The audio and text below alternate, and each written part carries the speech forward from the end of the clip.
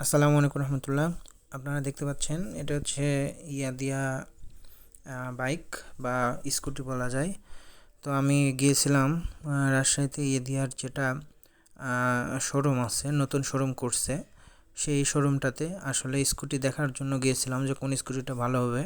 এগুলো সবই হচ্ছে ইলেকট্রিক স্কুটার। তো ইলেকট্রিক স্কুটারের মধ্যে বিভিন্ন কোম্পানি আছে, যেমন ধরেন গ্রিন টাইগার আছে, এরপরে হচ্ছে ওয়ালটন আছে, ইয়াদিয়া আছে, রিভো একটা নতুন আসছে বাংলাদেশে, অনেকগুলোই আছে। তো আমি অন্যগুলো আসলে সরাসরি সামনাসামনি এইভাবে গিয়ে দেখার সুযোগ হয়নি, হয়তো ইউটিউবে বা ফেসবুকে দেখেছি। কিন্তু ইয়াদিয়ার শোরুমটা নাকি নতুন করছে শুনছিলাম, তো শোনার পরে আর কি আসছি। তো এটা এখানে এসে মানে স্কুটারগুলো দেখে ভালোই লাগলো আসলে। তবে যতটুকু বুঝতে পারলাম সেটা হচ্ছে এই স্কুটিগুলো আসলে দুইজন চড়ার জন্য আসলে না, মানে আপনি যদি চড়েন তাহলে আপনার বাচ্চা নিতে পারবেন বা এরকম আর কি।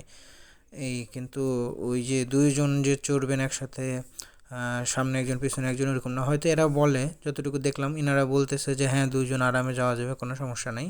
কিন্তু বাস্তবিক পক্ষে দুইজন আসলে যায় না, দুইজন আসলে যাওয়া এগুলো স্কুটারে কঠিন হয়ে যায়।